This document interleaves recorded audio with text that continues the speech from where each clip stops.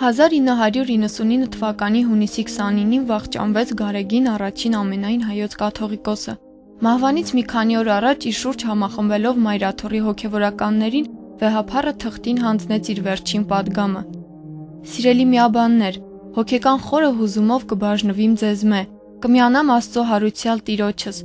անտանելիորեն տկար եմ, դուք մնաք զորավոր։ Երջանկայիշատակ կաթողիկոսի մահվան 11-րդ տարելիցի առիթով հունիսի 20-ին Մայրաթոռ Սուրբ Էջմիածնում վեհափառի շիրմի մոտ Գարեգին երկրորդ ամենայն հայոց հայրապետը կատարեց հոգեհանգստի կարգ։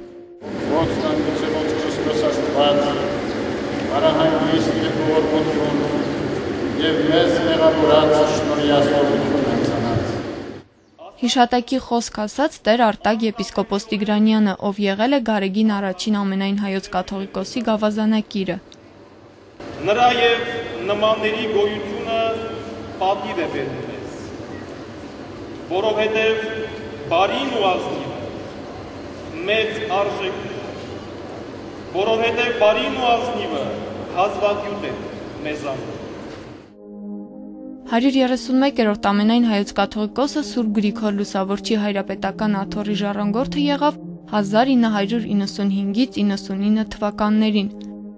Մեծ է Գարեգին առաջին ամենայն հայոց կաթողիկոսի ավանդը։ Պատահական չէ, որ այսօր էլ ժողովուրդը հիշում է նրան մեծ սիրով եւ փաստում, որ Տիրոջ այդ ականավոր ծառայի անժամանակ վախճանով հայերը կորցրին եւս մեկ իմաստուն եւ հայախնամ առաջնորդի։